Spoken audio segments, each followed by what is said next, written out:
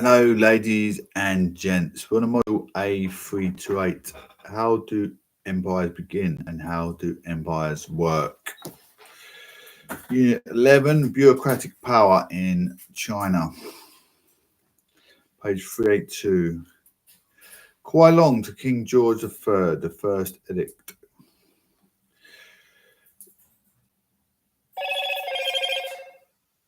Rule for China for much of the 18th century, the last period in which China was strong enough to resist or better disdain external influence. Here is a letter he sent in 1793 in response to a request from George III of Britain for trade privileges.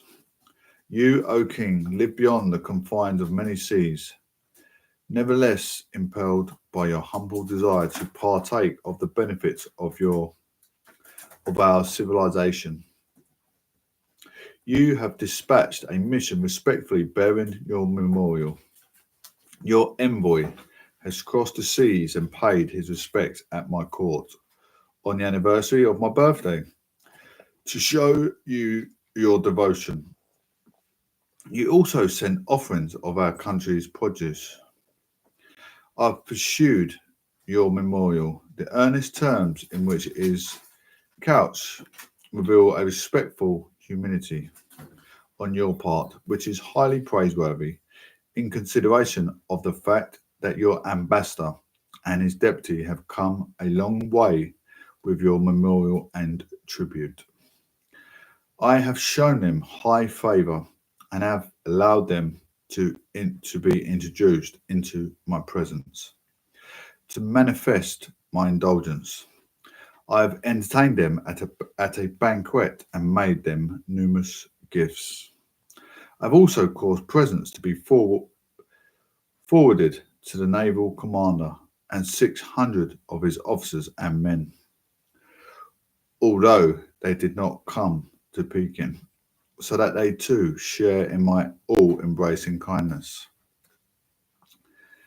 As to your entreaty to send one of your nationals to be accredited to my celestial court and to be in my control of your country's trade with China, this request is contrary to all usage of my destiny and cannot possibly be entertained. It is true that Europeans in the service of this destiny have been permitted to live at Peking, but they are compelled to adopt Chinese dress. They are strictly confined to their own precincts and are never permitted to return home. You are presumably familiar with our dynastic regulations. Your proposed envoy to my court could be placed in a position similar to that of the European officials in Peking, who are forbidden to leave China. Nor could he, on the other hand, be allowed liberty of movement and the privilege of corresponding with his own country, so that you would gain nothing by his residence in our midst. Moreover, our celestial destiny possesses vast territories and tribute missions, for the dependencies are approved by the Department for Tributary States, which ministers to their wants and exercises strict control over their movements.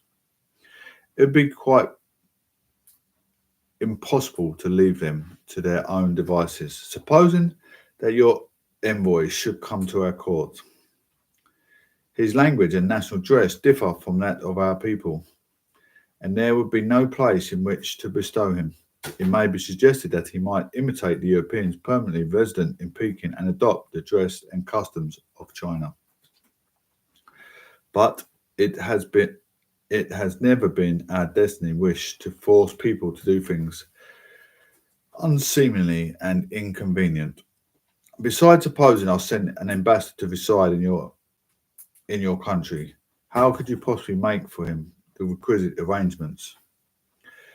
Europe consists of many other nations beside your own. If each and all demanded to be represented at our court, how could we possibly consent? The thing is utterly impracticable, How can your destiny alter its whole procedure and system of etiquette? Establish more than a century?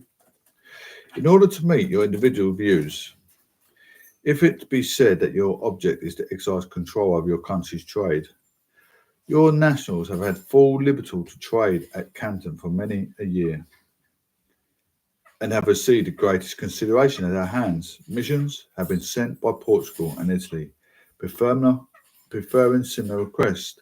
The throne appreciated their sincerity and loaded them with favours.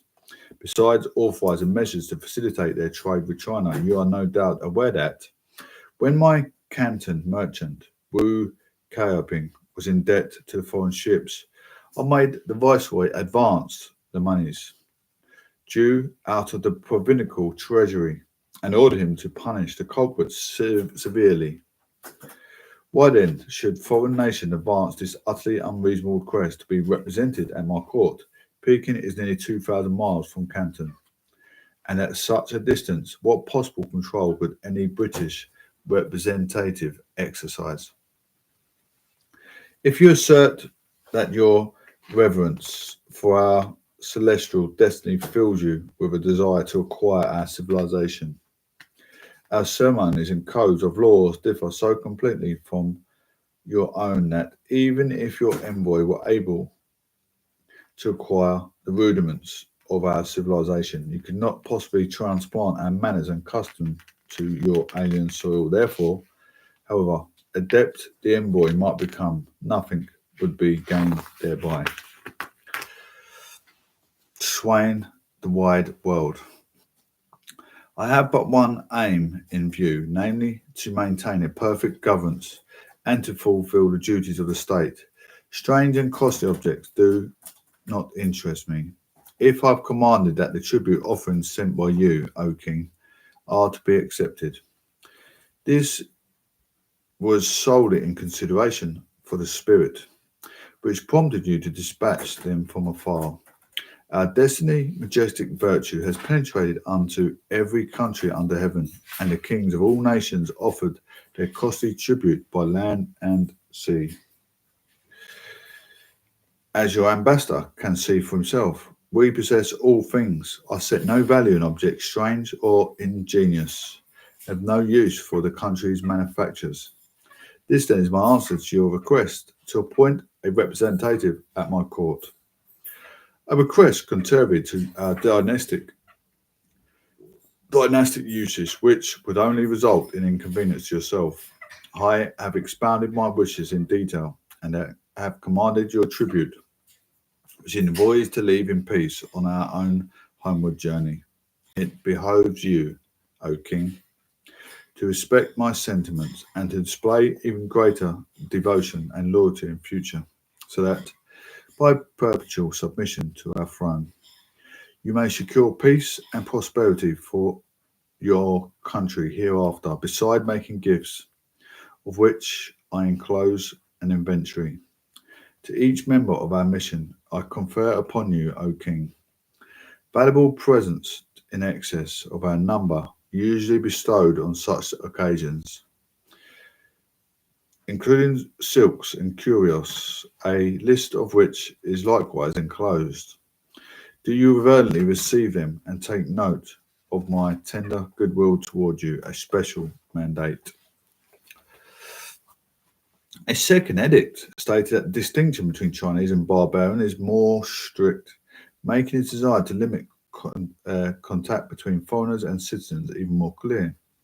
The mission failed, and McCartney wrote that China was a Manchu tyranny with power over 300 million Han Chinese, comparable to an old crazy first-rate man of war. That is kept afloat only by the ingenuity of recent captains. Should an efficient man appear on deck, or Britain overpressure it, it would be doomed. It was hollow under a vast superstructure, with frequent rebellions. Should it fall, consequences for region and trade would be unpredictable. The Chinese attitude of being the essential superior kingdom also underpin a lack of commitment to in-depth study as an extra Asian world. A subsequent 1860 British mission was denied even seeing the emperor, as it would not pre-agree on the correct not how to. These attitudes meant that there remained no direct British representation in Beijing and no permanent direct representation there at all except of Russia. The end of the EIC monopoly in 1833, effective 1834, saw the creation of the British government post the chief superintendent of China trade. This role took on many of the responsibilities that EIC representative in the Pearl River area had previously held. Britain now assiduously sought direct access to Chinese officials rather than through Hong intermediaries. Free trade and testament as equals. Qing officials refused. Instead, in the 1830s, the Qing court and authorities in Guangzhou were preoccupied with the emerging silver deficit and the rising tide of the opium imports. From the 1870s, the EIC had developed a monopoly of opium growing. Opium sale was technically illegal in China from 1729, but with internal production and sales continuing apace. Avariciously, British traders had few qualms about the legalities. They regarded with contempt a law that Qing officials and soldiers themselves widely connived to defeat. So import of Indian opium boomed. Its purchase in silver indirectly helping the fund to boom in tea, describing by McCartney as an absolute necessary of life. And other imports to Britain by 1830s, opium sales provided 10% of India's revenue, tea imports 7% of British government revenue, big businesses, big revenue in India. 1.5 million peasant household laboured, enmeshed by landlord direction. Advance payments and detailed contracts to supply to factories that made thousands of melon-sized balls or dried opium packed into tens of thousands of mango wood chests. Page 386. 386. Partners. P386 we have. By the 1830s, so much opium was being imported. By 1839, almost 10 times as much as in the 1810s. China previously surplus on the Canton system, realised in the form of silver payments, had turned into an outflow. Revolutions in South America had produced the world supply of silver. This threatened Qing prosperity since silver imports underpinned its currency, and taxes were paid or denominated in silver. Any rise in silver's price relative to copper, the common currency for farmers and ordinary people, increased the cost of silver, and so the cost of paying tax could go. Confusion, bureaucratics, tolerate opium imports, creating even more energy. Sap addicts, could the court tolerate resultant undermining of public order? By 1813, domestic production, imports and smoking of opium were forbidden. So private Western traders brought opium to Linton Island in the Pearl River Delta, from where fast local boats, scrambling dragons or fast crabs.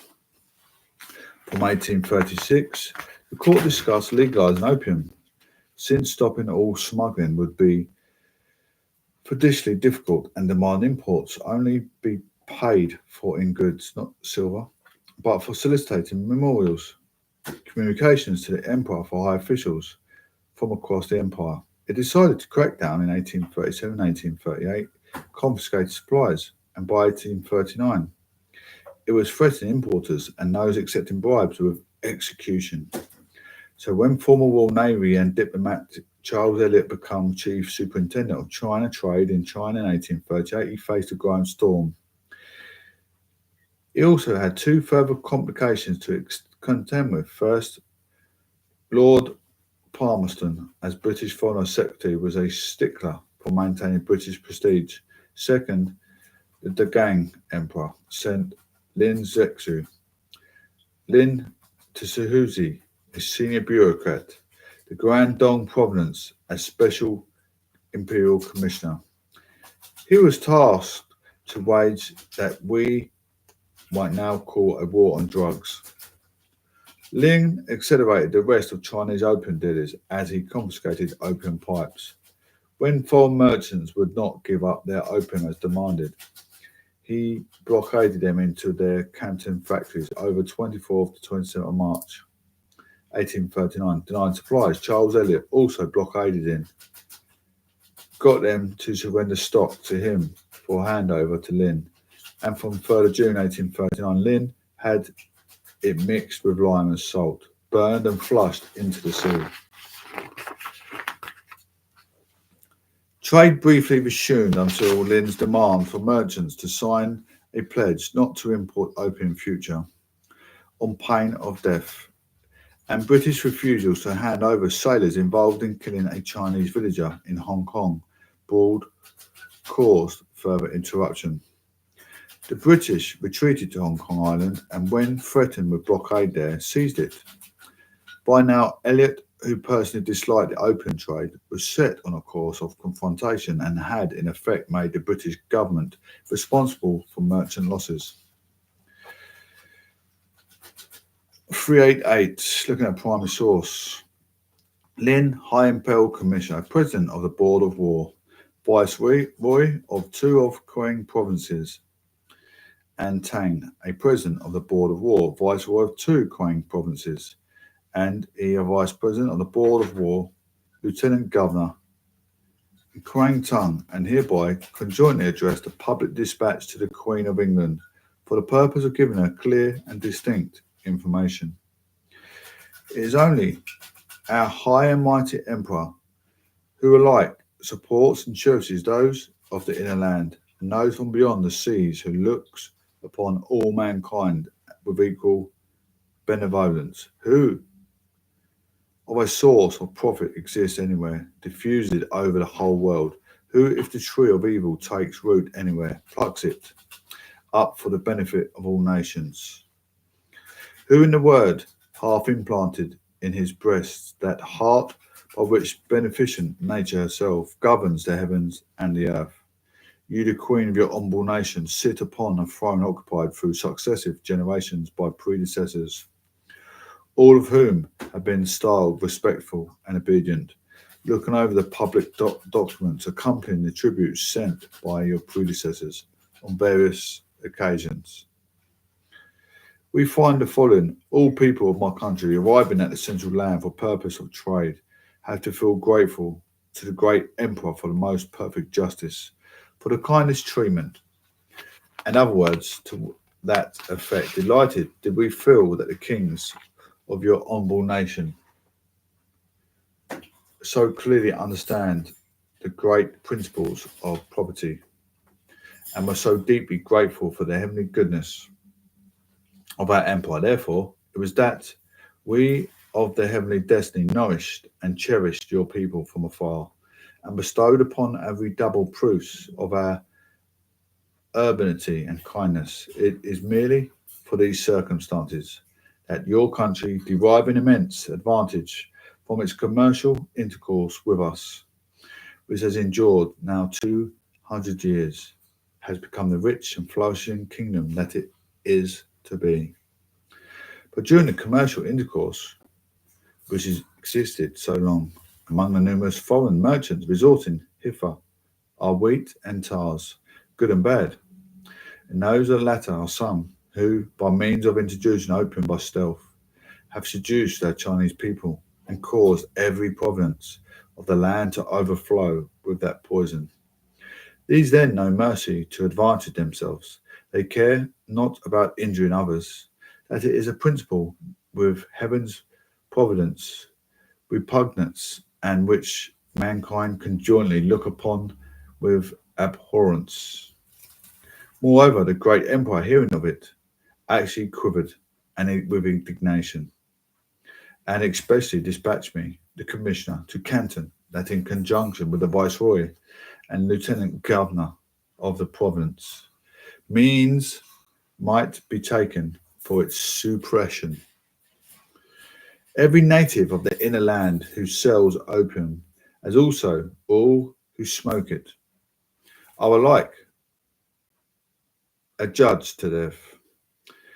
Where were we then to go back and take up the crimes of the foreigners who, by Senate for many years, have induced dreadful calamity and robbed us of enormous wealth, and punished them with equal severity? Our laws could not but award to them absolute annihilation. But considering that these said foreigners did yet repent of their crime, and with a sincere heart beg for mercy, that they took 20,283 chests of opium piled up in their storeships, and through Elliot, the superintendent of trade of your said country, petitioned that they might be delivered up to us, when the same were utterly destroyed, of which we, the Imperial Commission and colleagues, made a duly prepared memorial of the Majesty, considered these circumstances. We have happily received a fresh proof of the extraordinary goodness of the great Emperor, inasmuch as he who voluntarily comes forward may yet be deemed a fit subject for mercy, and his crimes be graciously remitted him. But as for him who again knowingly violates the laws, difficult indeed will it be thus to go on repeatedly pardoning. If we only lay clearly before your eyes what is profitable and what is destructive, you will then know that the statutes of their heavenly destiny cannot but be obeyed with their fear and trembling. We find that your country is distant from us, about 60 or 70,000 miles away, then that your foreign ships come hither, striving the one with the other for our trade, and for simple reason of your strong desire to reap a profit now out of the wealth of our inner land. If we take part to bestow up foreigners from afar, it follows that the immense wealth which said foreigners amass ought, probably speaking, to be portion of our own native Chinese people. By what principle of reason then should these foreigners send in return a poisonous drug, which involves in destruction those very natives of China? Without meaning to say that the foreigners harbour such destructive intentions in their hearts, we yet positively assert that from their inordinate thirst after gain, they are perfectly careless about the injuries they inflict upon us, and such being the case, we should like to ask what has become of the conscience which heaven has implanted in the breasts of all men. We have heard that in your own country opium is prohibited with the utmost strictness of severity. That is a strong proof that you know full well how hurtful it is to mankind. So then, you do not permit it to enjoy your own country. You ought to have the injurious drug transferred to another country, and above all others, how much less to the inner land. Of the products of China exports to your own foreign countries, there is not one such as is beneficial to mankind in some shape or other. There are those which serve for food, those which are useful, and those which are calculated for resale, but all are beneficial. Has China, we should like to ask, ever yet sent forth a noxious article from its soil? Not to speak of our tea and rhubarb, things of which your foreign countries and could not exit a single day without, if we of the central land were to grudge you what is beneficial, and not to compassionate your wants.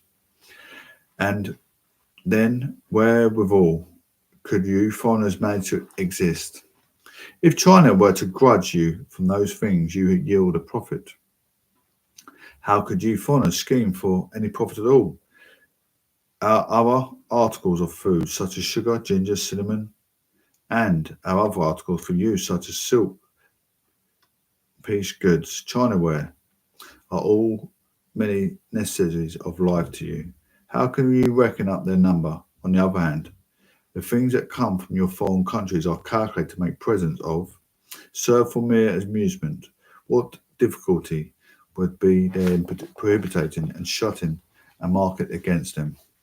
Your honourable nations take away the products of our central land, and not only do you hereby obtain food and support yourselves, but moreover, by reselling their products to their countries, you reap a freehold profit. Not if you would only not sell opium. This threshold profit would be secured to you.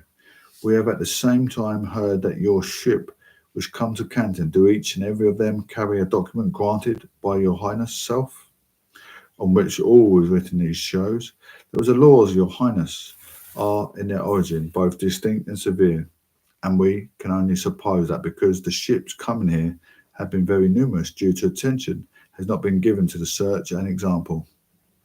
And for this reason it is that we now address you the public document, that you clearly know how stern and severe our laws of the central destiny, and most certainly you will cause that they may not again rashly be violated.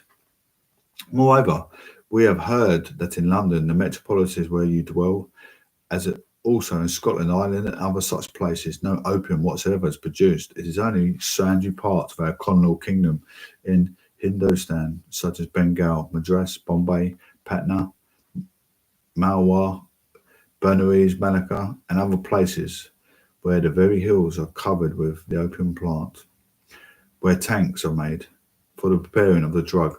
Month by month and year by year, the volume of the poison increases. Its unclean stench ascends upwards until heaven itself grows angry, and the very gods for it get indignant. You, queen of the said honourable nation, ought immediately to have the plant in those parts plucked up by the very root. Heaven must support you, and the gods will crown you with their felicity. In reference to the foreign merchants who come to this our central land, we should conjointly admonish and clearly make known to punishment that awaits them. Suppose a subject of another country were to come to England to trade, he would certainly be required to comply with the laws of England.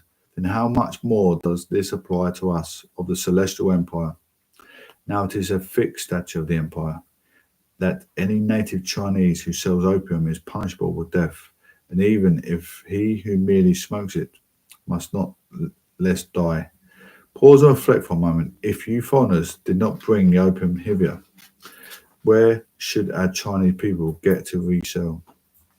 It is you foreigners who involve our simple natives in the pit of death, and are there alone to be permitted to escape alive. If so much as one of the deprived one of your people is in his life, he must forfeit his life in requital for that which he has taken. How much more does this apply to him, by whose means of opium destroys his fellow men? Does the havoc which he commits stop with a single life? Therefore it is those foreigners who now import opium into the central land are condemned to be beheaded and strangled by the new statute. And this explains what we said at the beginning about plucking up the tree of evil, wherever it takes root, from the benefit of all nations. We further find during the second month of the present year, the superintendent of humble country, Elliot, viewing the law in relation to polluting of opium as excessively severe, duly petitioned us, begging for an extension of the term already limited, say 5 months for Hindustan and the different parts of India, or 10 years of England, after which they would obey and act in conformity with new statute. And other words the same effect. Now we, the great emperor, have to feel grateful with extraordinary goodness for his redoubled compassion. Any one within the next year and half by mistake bring opium to this country, if he will but voluntarily come forward and deliver up to the entire quantity, he shall be absolved from all punishment from his crime. Our celestial empire rules over 10,000 kingdoms. Most surely do we possess and measure a godlike majesty which ye cannot fathom. Still, we cannot bear to slay or exterminate without previous warning, and it is for this reason that we now clearly make known to you the fixed laws of our land. If the four monarchs of your said honourable nation desire to continue their commercial intercourse, they must tremblingly obey our recorded statutes. They must cut off for ever the source from which the opium flows, and on no account make an experiment of our laws in our own persons. Let, let then your highness punish those of your subjects who may be criminal. Do not endeavour to screen or conceal them. Let your highness immediately upon the receipt of the communication inform us promptly of the state of matters. And if the measure you are pursuing utterly to put a stop to the opium evil, please let your reply be speedy. Do not on any account make excuses or procrastinate a most important communication. We annex an abstract of new law, now about to put in force. Any foreigner or foreigners bringing opium to central land with design to sell the same. The principal shall not be assuredly be decapitated, and the excesses strangled, and all the property found on board the same ship shall be confiscated. The space of a year and a half is granted, within which, if any one bringing opium by mistake shall voluntarily step forward and deliver it up, he shall be absolved from all consequences of his crime. Research Lynn ordered on England only reinforced Lynn's misjudgments, so that he seriously misunderstood British government attitudes. It seemed to confirm Britain's small size and its weakness in army as opposed to navy strength. However, the British government had long wanted freer trade and direct and equal communication, what they saw as normal international relations. Furthermore, far from being banned in England, diluted opium featured in a myriad of patent cures for teething, hysteria, diarrhea, nerves and cough suppression. Most notably, it was found in the laudanum, a bitter alcohol opium mixed, sometimes sweetened with honey. 1837 to 1838, as Lynn campaigned against opium, babies were dying from opium-laced medicines in London. The British government was initially as laissez-faire about the consequence of opium in England as in China, only restricting the sale of opium-based medicines to pharmacies from 1866. Meanwhile, Palmerston's 1840 letter to the Emperor, which would have taken 4 to 6 months to get to Canton, showed the British government did not understand the seriousness of the recent Chinese clampdown, choosing to view Chinese opium bans as so ineffective that their application to British merchants was unfair. Finally, Lynn's view of the limits of England's military, strong at sea but weak on land, and when up against prepared forts, was, as we are about to discuss, tragically wrong. Lynn thought Britain's government might balk at war, but British ministers viewed Britain as a conqueror of much India population, 190 million, bankroll of victory of the Napoleonic Wars, a possessor of the world's foremost navy. They almost knew British arms were decades, if not centuries, ahead of China. Some Chinese were still armed with bows. British muskets had 2 to 3 the range of Chinese guns, for which you had to touch a smoking string to the powder. British flintlocks, by contrast, generated the spark simply by pulling the trigger. British machine tool barrels ensure greater accuracy and scientific study. The best gunpowder mix, Chinese war junks, were extraordinary ships with marine troops added, suitable for little more than coastal protection. British ships were purpose-built and more powerfully gunned. Chinese fort artillery often lacked mounts for easy aiming, while British field artillery could redeploy nimbly. At Shushun Island in July, British ships took 9 minutes to smash Chinese shoreline. Steamships could go upriver, drawing just 6 feet of water. Iron-hulled ones were particularly durable against Chinese forts. Moreover, Chinese forts had soft backsides. British troops could land and take them from the rear. By the valor of some bannersmen, was indeed remarkable. British forces were simply in a different class. Naval supremacy was also a force multiplier. British forces could deploy more quickly than the Queen troops, who did not know where the next blows would come, could march across the land. Finally, some Chinese, for whom the Queen over a ship did not necessarily invoke loyalty, it chose to help the British for money, as those rescued the shipwrecked Elliot in July 1841. The key commanders' misreporting also obscured the nature of defeats. How can you safely tell an autocrat that is his empire weakness that is to blame, not your leadership, fueled by misinformation and conceptualization of barbarian relations? Emperor Daguan continued to see the war as a mere trade dispute, which aggrieved barbarians until it's too late.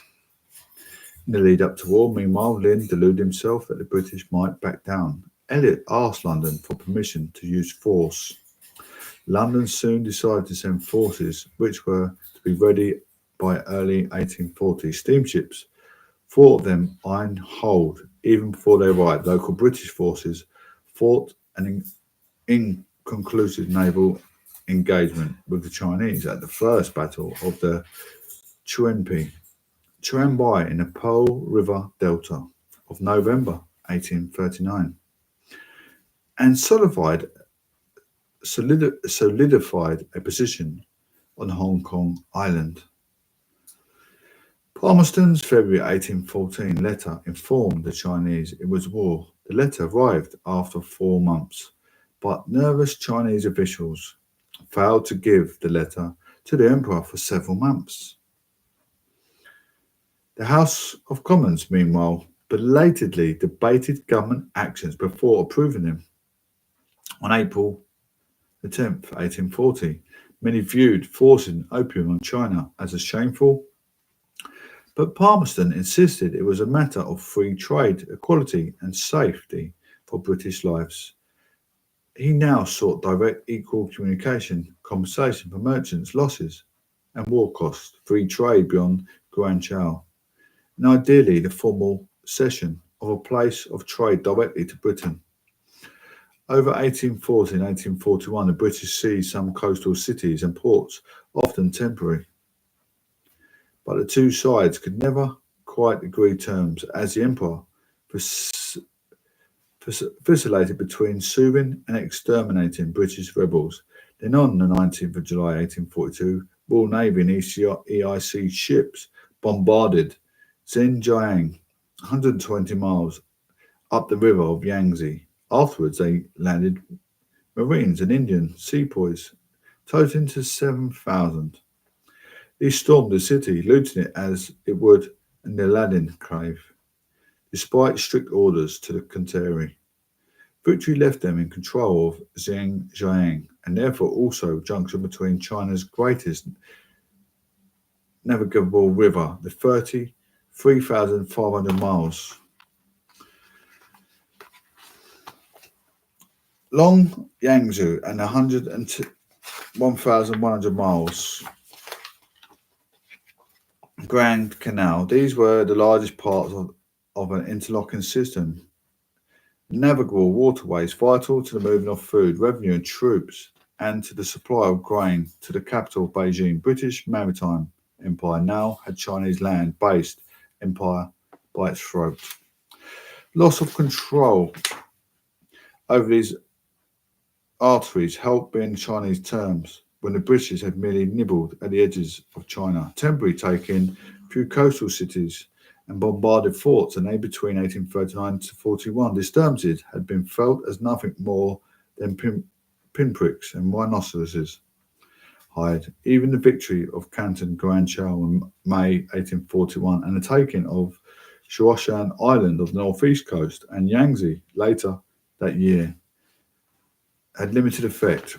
But now crucial flows were threatened, and the Yi had penetrated the heart of interior communications, beside which, what if repeated demonstration of Qing military interference caused Han Chinese subjects to start believing the Qing military was a paper tiger, Little more than a month later, on the 29th of August 1842, Chinese plenipotentiaries signed the Treaty of Nanjing. Look at the activity. 3 named rivers that drain the western heights to the eastern plains provide a fertile to the river plains, the north Yellow River, the center Yangtze, and the south River Pearl. Steppe grasslands, the north of the river plains, presented a dilemma. For the former, support challenging horsemen as Mongolia and Central Asian steppes beyond. The sparser populations, rougher terrain, and vast distances made dominating them challenging and administering expensive. There's a vast number of climates. It ranges from an icy from north around the fringes of Siberia to the tropical south, and from more temperate eastern coast to icy mountains and southwestern plateaus and heights, especially close to Tibet. The main of non-Han Chinese dynasties include those of the Mongols, who conquered and reunified China in the 13th to 14th century, but the Jurchens provided an early Jin dynasty too, one among several non-Han dynasties to dominate the north. There is a cycle of Han and non-Han dynasties that later dominated all parts of China for as much of its history. There are hundreds of years when the more populous areas are divided into separate kingdoms or dynasties, interspersed by more unified periods such as those of Han, Ming, and Qing. Amongst other points, we note that the threat of massacres was a serious meant as an offer to respect to old traditions and a reward to those who turned. Many areas that resisted saw severe drops in population, and the Qing dynasty would go on to rigorously prosecute literally who criticised it. His attitudes, one civilizational superiority, ruler of a celestial empire, whose instructs the King of England advises of a perpetual submission of throne. Excusing ignorance of China's ways on the grounds that England has a barbarian distant future. He accepts the British gift, birthday, congratulations, and no to the latter. He admits nothing did not happen in his prescribed way, and thus graciously bestowed gifts greater than the value of mission members, refuses to have a British representative beside Beijing.